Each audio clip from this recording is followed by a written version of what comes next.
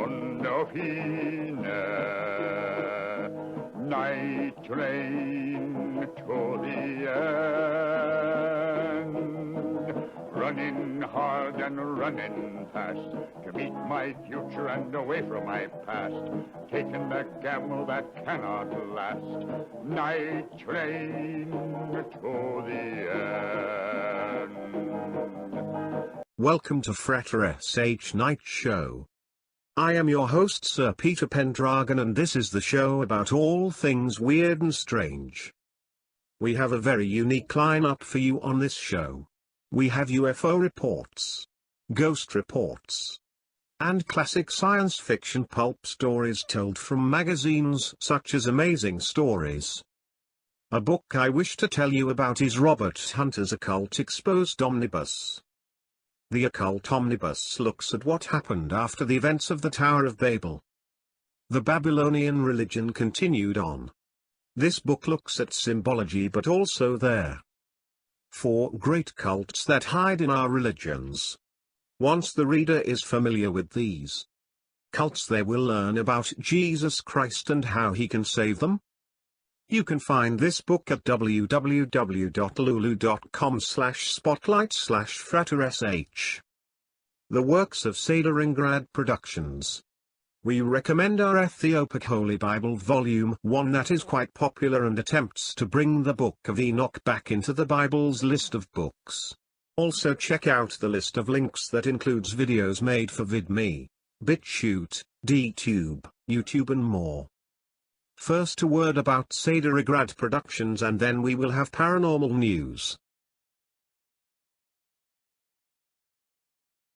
Welcome to Sederingrad Productions. We specialize in spiritual books, comic books and old public domain books that have long been forgotten. We also have done artwork for war, history books and fiction-based works. We recommend our Ethiopic Holy Bible Volume 1 that is quite popular and attempts to bring the Book of Enoch back into the Bible's list of books. The Ethiopic Holy Bible Volume 1 also has a few selections from Josephus, a Jewish historian. And also the book has Jubilees and the Apocrypha, which is also available in Catholic Bibles. Frater SH is an esoteric researcher who is out to reveal ancient knowledge, both known and forbidden. Frater SH has appeared on Joshua P. Warren's Speaking of Strange, Kevin Smith's show, UFO Show, and Ghost Chronicles International with Ron Clerk and Richard Felix, the historian from Most Haunted on the Travel Channel. You can find Frater's Conspiracy Spirituality store at http://www.lulu.com/spotlight/fratersh. Welcome back, and now paranormal news. Pennsylvania witness reports unusual lights beaming to ground. By Roger Marsh. A Cumberland County, Pennsylvania, witness reported an unusual series of huge, bright, round lights beaming to the ground level near her property with no sound that appeared to get her dogs attention, according to testimony in cases 82026 and 82029 from the Mutual UFO Network. MUFON, Witness Reporting Database. Case 82026 was reported February 12, 2017, for an incident that occurred about 1:30 a.m. on about November 15, 2016. I sleep soundly, the witness stated. My dog started barking, which woke me up around 1:30 a.m. I thought she had to use the bathroom, so I took her outside in the backyard. The backyard has an in-ground pool and fence. Behind the backyard is a 12-acre common area. At the end of this common area is a wooded section with lots of trees. My dog ran to the left corner of their house facing the front yard, street, and was barking. She ran to the right corner of their house facing the front yard, street, and was barking. She repeated this 4 times until I finally stopped her and brought her inside the house. Washington witness videotapes lights in triangle formation. By Roger Marsh. A Washington witness at Everett reported watching and videotaping three unidentified lights forming a triangle, according to testimony in Case 82230 from the Mutual UFO Network. MUFON, Witness Reporting Database. The witness was outside walking through farm field assessing tide flats for duck hunting. At 7:20 a.m. on January 16, 2017, when the incident occurred.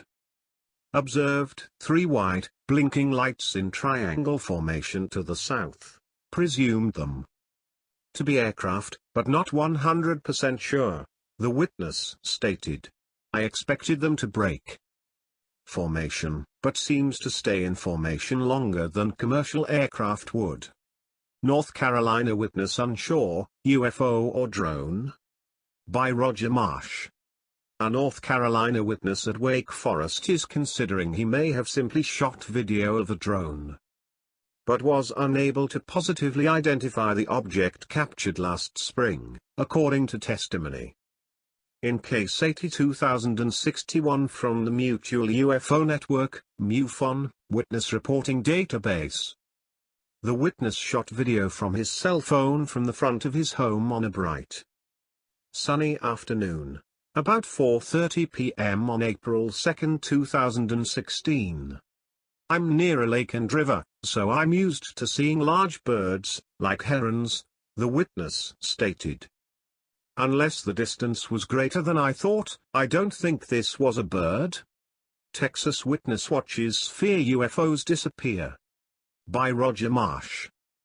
A Texas witness at Snyder reported watching 2 sphere-shaped objects hovering about 500 feet off the ground that appeared to fade and disappear in place, according to testimony in Case 81249 from the Mutual UFO Network, MUFON, Witness Reporting Database. The witness and his girlfriend were driving home from a grocery shopping trip in Snyder and heading towards Spur along Highway 208 when the incident occurred at 4:57 p.m. on December 31, 2016. I noticed a bright, shiny, silver ball hovering about 500 feet in front of us to their southeast, the witness stated. I said, "What is that?"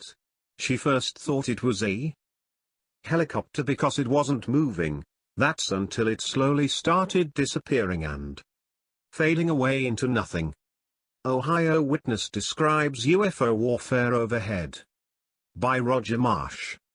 An Ohio witness at Circleville reported watching what appeared to be aircraft surrounding a UFO and shooting small objects at it, according to testimony in Case 82064 from their Mutual UFO Network, MUFON, Witness Reporting Database.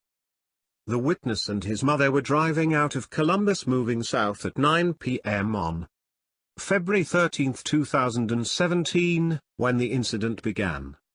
I noticed a strange light appearing to hover in the distance, the witness stated.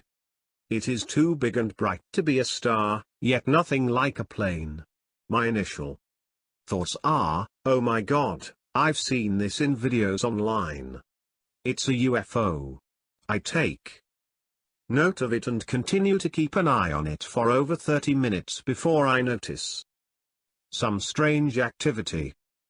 Mystery surrounds poison trees in Norfolk. Authorities have been investigating a recent attack on a number of protected 200-year-old trees. The incident, which occurred at Coolunga House in Galston, England, saw an unknown individual drill holes in the trunks of 8 protected trees before pouring a poisonous substance inside. It's a real mystery as to why anyone would want to do it, said Council Leader Graham Plant. I don't know what their motive is, but they are doing it and it's got to stop. Residents of the property have offered a monetary reward for information leading to the culprit's arrest. This is part of Galston's history, and it isn't just in Coolunga. There's been a 200-year-old beech tree that's been attacked at a neighboring garden, said Plant. It's somebody who has got a motive and their reason for doing things. I don't care what they are. We will do what we can to protect those trees. Mystery Watcher house goes up for sale. A couple plagued by mysterious letters from the Watcher have been struggling to sell their home. The incidents began back in June 2014 when Derek and Maria Broadus purchased a property in Westfield, New Jersey for $1.3 million with the intention of moving in with their 3 children. Unfortunately, however, they soon found themselves being targeted by a mysterious individual, calling himself the Watcher, who began sending them letters shortly after they purchased their new home. My grandfather watched the house in the 1920s and my father watched in the 1960s. It is now my time, he wrote in one letter. Have they found what is in the walls yet?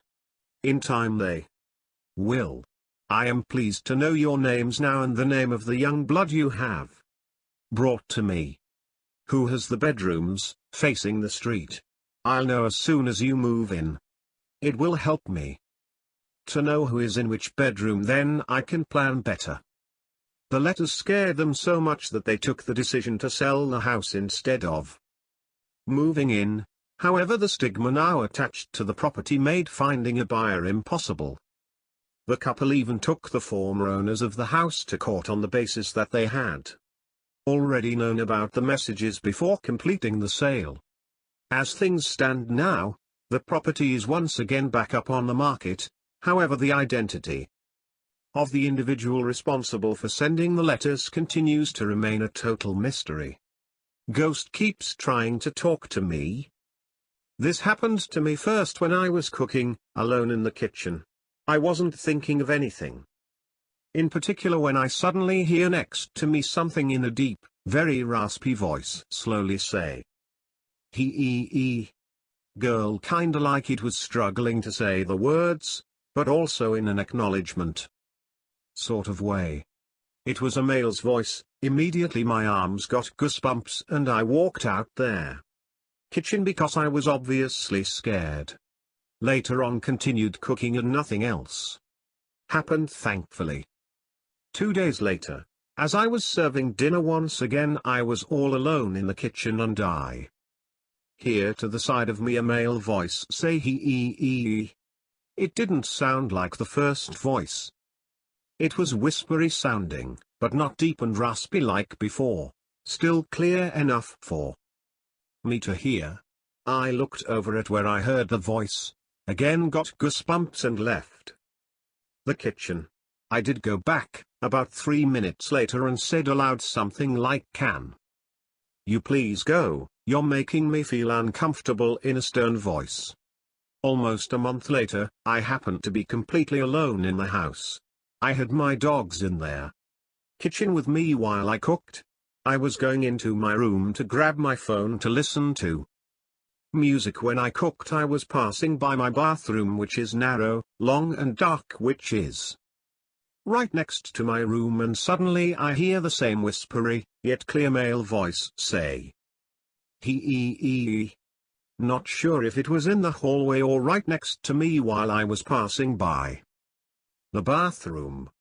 But of course I got scared again, as well as got goosebumps on my arms. If it helps that one of my dogs was next to me and walked right past the voice, so not sure if they can hear the voice as well. But seems like the voice always happens when I'm not near anyone, and lately I try to have my dogs around to see how they would react if they can sense whatever it is. The thought of a ghost being around or paranormal really scares me, so to have this stuff happening really freaks me out. I would want to know if it's anything bad or good. I haven't read too many people who had a similar experiences. I do not want to communicate with it at all, mostly in case things escalate. So does anyone have anything similar happen to them? Any advice or anything? I hate having to constantly worry about it, because it freaks me out. Also, I did have another experience about 2 years ago, same house where my dog and I was in the kitchen and he randomly barked to something next to me. It was 3 a.m. I was making coffee. I got goosebumps on my arms and the atmosphere felt hazy. I don't know how to describe it. It just felt like something was there. Mind you, my dog never barks inside the house. This time he did. I went to sit on the couch. I felt overwhelmed and started crying right after. He was watching something behind the table right after and kept barking as if it was two different things. The very next day, he was in the living room by himself and he would not stop barking. Not sure if he saw the same thing again.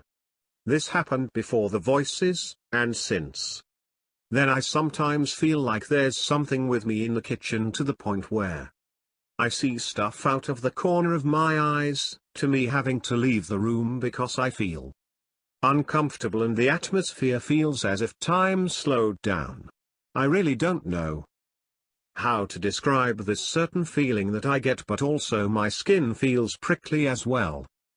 Mexico ghost sightings.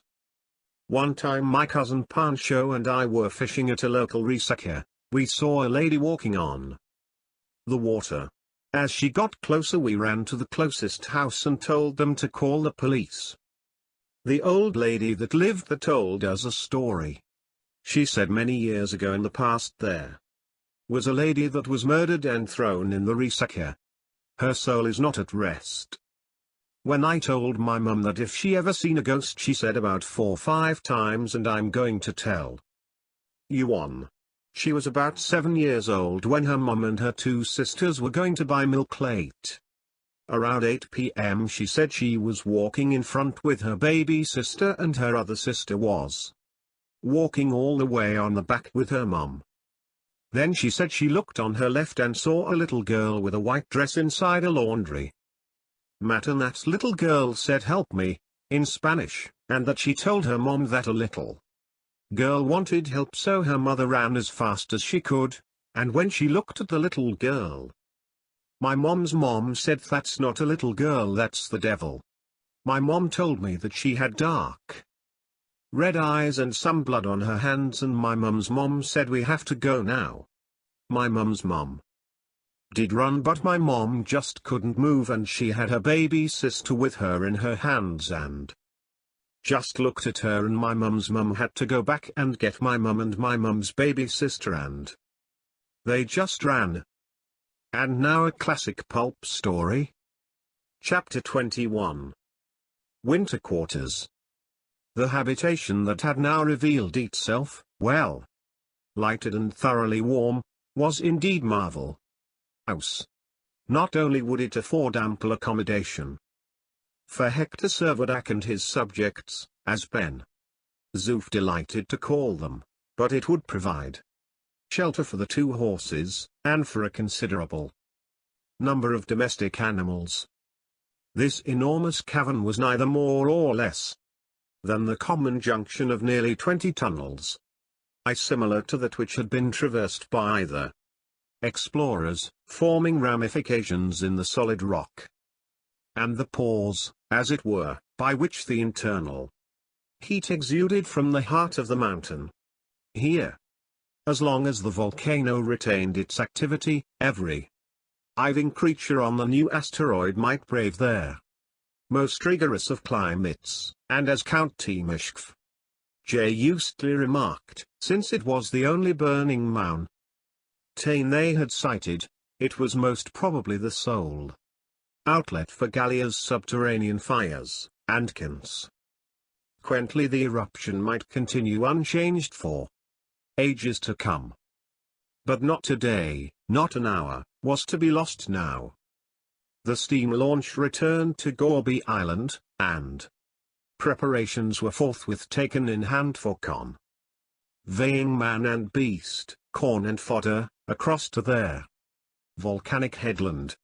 Loud and hearty were the acclamations of the little colony, especially of the Spaniards, and great was the relief of Nina, when Servadac announced to them the discovery of their future domicile, and with requickened energies they labored hard at packing, anxious to reach their genial winter quarters without delay. For 3 successive days the Dobryna, laden to her very gunwale, made a transit to and fro. Ben Zoof was left upon the island to superintend their stowage of the freight, whilst Servadac found the abundant occupation in overlooking its disposal within the recesses of the mountain. First of all, the large store of corn and fodder, the produce of the recent harvest, was landed and deposited in one of their vaults. Then, on the 15th, about 50 head of live cattle, bullocks, cows, sheep, and pigs, were conveyed to their rocky stalls. These were saved for the sake of preserving the several breeds, the bulk of the island cattle being slaughtered, as the extreme severity of the climate injured all meat remaining fresh for almost an indefinite period. Their winter which they were expecting would probably be of unprecedented length. It was quite likely that it would exceed the 6 months' duration by which many Arctic explorers have been tried, but the population of Gallia had no anxiety in the matter of provisions. Their stock was far more than adequate, while as for drink, as long as they were satisfied with pure water, a frozen sea would afford them an inexhaustible reservoir. The need for haste in forwarding their preparations became more and more manifest. The sea threatened to be unnavigable very soon, as ice was already forming which the noonday sun was unable to melt.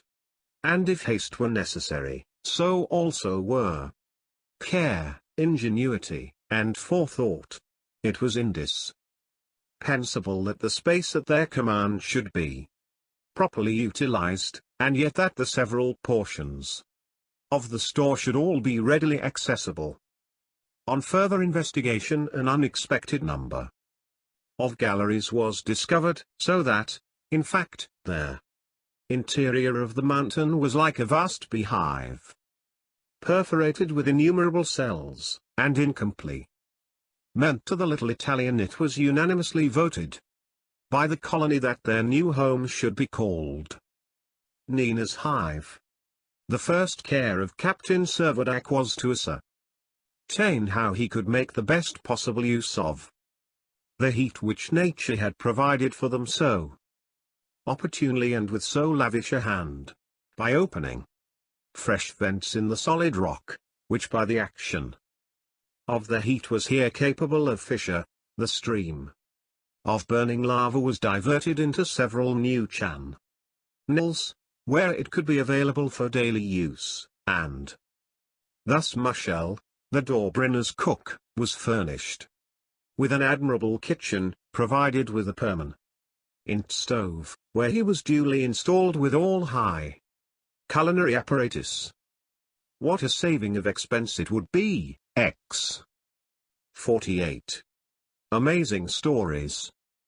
Claimed Ben Zoof, if every household could be furnished with its own private volcano. The large cavern at the general junction of their galleries was fitted up as a drawing room, and arranged with all the best furniture both of the Gorby and of the cabin of the Dobryna. Here there was also brought the schooner's library, containing a good variety of French and Russian books. Lamps were suspended over the different tables, and the walls of the apartment were tapestried with the sails and adorned with the flags belonging to the yacht. Their curtain of fire extending over the opening of the cavern provided it, as already stated, with light and heat. The torrent of lava fell into a small rock-bound basin that had no apparent communication with the sea, and was evidently the aperture of a deep abyss, of which the waters, heated by the descent of the eruptive matter, would no doubt retain their liquid condition long after the Gallian Sea had been A sheet of ice. A small excavation to the left of the common hall was allotted for the special use of Servadac and their count. Another on the right was appropriated to the lieutenant and Ben-Zoof, whilst a third recess, immediately at the back, made a convenient little chamber for Nina. The Spaniards and the Russian sailors took up their sleeping quarters in the adjacent galleries, and found the temperature quite comfortable. Such were the internal arrangements of Nina's hive, the refuge where the little colony were full of hope that they would be able to brave the rigors of the stern winter time that lay before them, a winter time during which Gallia might possibly be projected even to the orbit of Jupiter, where their temperature would not exceed 1/25 of the normal winter temperature of the Earth. The only discontented spirit was Isaac Hacker. But, throughout all the preparations which roused even the Spaniards to activity, the Jew, still incredulous and deaf to every representation of their true state of things, insisted upon remaining in the creek at Gorby Island. Nothing could induce him to leave his tartan, where, like a miser, he would keep guard over his precious cargo, ever grumbling and growling, but with his weather eye open in the hope of catching sight of some passing sail. It must be owned that the whole party were far from sorry to be relieved of his presence. His uncomely figure and repulsive countenance was a perpetual bugbear. He had given out in plain terms that he did not intend to part with any of his property, except for current money, and Servadac, equally resolute, had strictly forbidden any purchases to be made, hoping to wear out the rascals' obstinacy. Hackabut persistently refused to credit the real situation. He could not absolutely deny that 3 portions of the terrestrial globe had undergone a certain degree of modification, but nothing could bring him to believe that he was not, sooner or later, to resume his old line of business in the Mediterranean.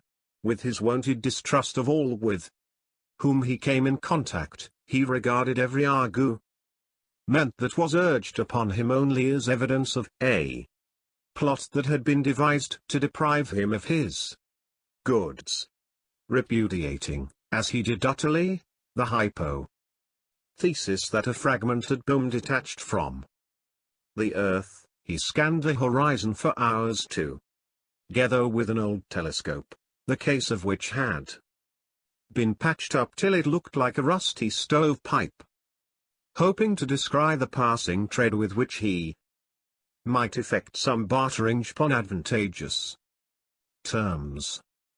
At first he professed to regard the proposed removal into winter quarters as an attempt to impose upon his credulity, but the frequent voyages made by the Dobryna to the south, and the repeated consignments of corn and cattle, soon served to make him aware that Captain Servadac and his companions were really contemplating a departure from Gorby Island.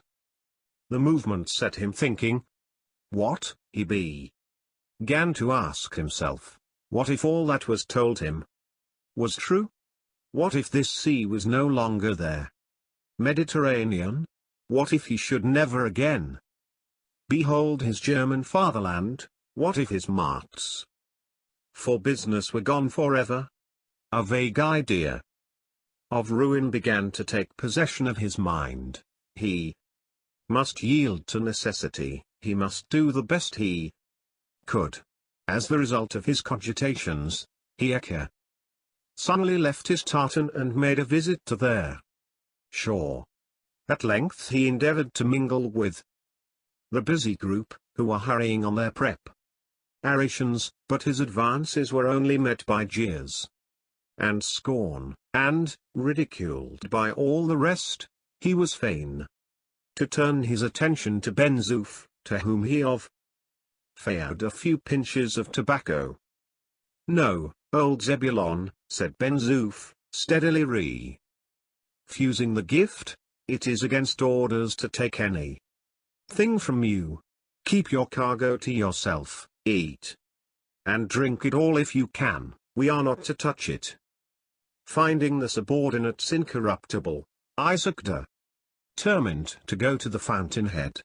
He addressed himself to Servadac, and begged him to tell him their whole truth, piteously adding that surely it was unworthy of a French officer to deceive a poor old man like himself.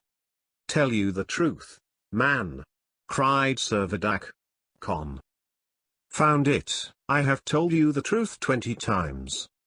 Once for all, I tell you now, you have left yourself barely time enough to make your escape to yonder mountain."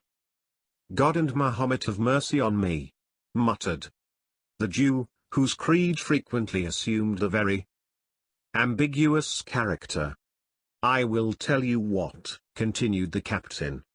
"You shall have a few men to work the Hansa across, if you like." "But I want to go to Algiers," whispered Hack.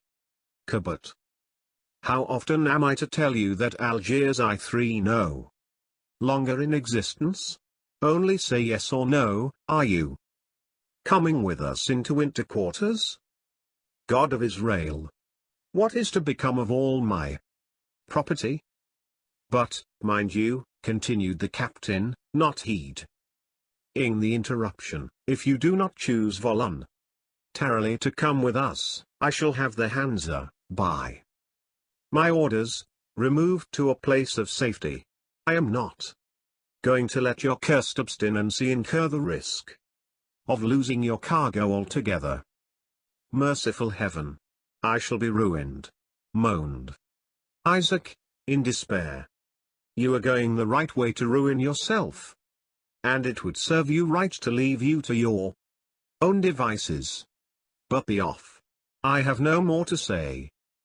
Off on a comet." 49. Anil, turning contemptuously on his heel, Sir Vadak left the old man vociferating bitterly, and with uplifted hands protesting vehemently against the rapacity of the Gentiles. By the 20th all preliminary arrangements were complete, and everything ready for a final departure from the island. The thermometer stood on an average at 8 degrees below zero, and the water in the cistern was completely frozen. It was determined, therefore, for the colony to embark on the following day, and take up their residence in Nina's hive. A final consultation was held about the Hansa. Lieutenant Proyope pronounced his decided conviction that it would be impossible for the tartan to resist the pressure of the ice in the harbor of their Shalif, and that there would be far more safety in the proximity of the volcano. It was agreed on nil hands that the vessel must be shifted, and AC. Accordingly orders were given, 4 Russian sailors were sent on board, and only a few minutes elapsed after the Dobryna had weighed anchor, before the great lateen sail of the tartan was unfurled, and the shop ship, as Ben-Zoof delighted to call it, was also on her way to the southward. Long and loud were the lamentations of the Jew. He kept exclaiming that he had given no orders, that he was being moved against his will, that he had asked for no assistance, and needed none, but it required no very keen discrimination to observe that all along there was a lurking gleam of satisfaction in his little grey eyes, and when, a few hours later, he found himself securely anchored, and his property in a place of safety, he quite chuckled with glee. "God of Israel," he said in an undertone, "they have made no charge, the idiots have piloted me here for nothing. For nothing. his whole nature exulted in their consciousness that he was enjoying a service that had been rendered gratuitously. Destitute of human inhabitants, Gorby Island was now left to the tenancy of such birds and beasts as had escaped the recent promiscuous slaughter. Birds, indeed, that had migrated in search of warmer shores, had returned, proving that this fragment of the French colony was the only shred of land that could yield the many tenants, but their life must necessarily be short. It was utterly impossible that they could survive the cold that would soon ensue. The colony took possession of their new abode with but few formalities. Every one, however, approved of all the internal arrangements of Nina's high, and were profuse in their expressions of satisfaction at finding themselves located in such comfortable quarters.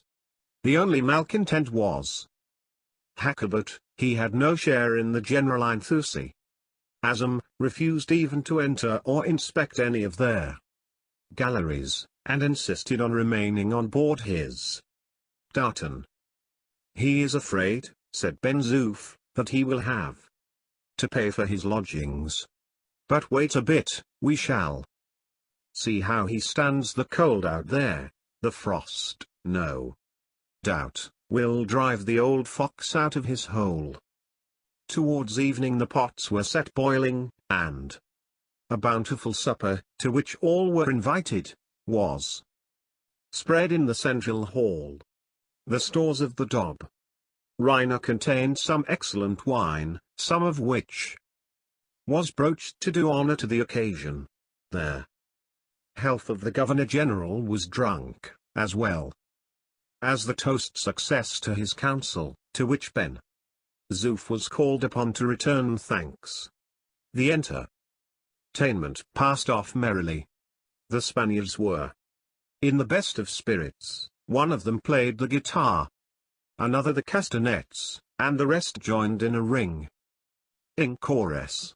Ben Zoof contributed the famous Zouave refrain, well known throughout the French army, but rarely performed in finer style than by this virtuoso. Misty goth dart dart lyre, flick, flow, flack, lyret, lyra, farlariera, tutulatire, tourlariband, recand, sans repose, repet, repose, rispot, bet. See Valsetrapesman refrain.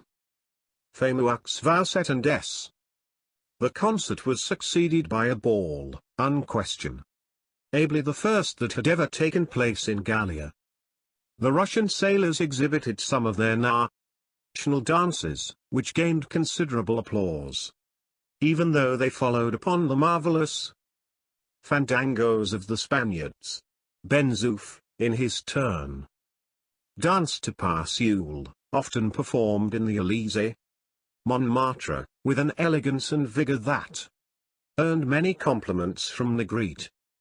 It was 9 o'clock before the festivities came to an end, and by that time the company, heated by the high temperature of the hall, and by their own exertions, felt the want of a little fresh air, AC.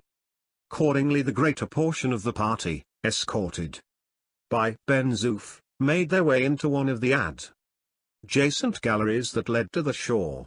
Servadac, with the Count and Lieutenant, did not follow him immediately, but shortly afterwards they proceeded to join them. When on their way they were startled by loud cries from those in advance.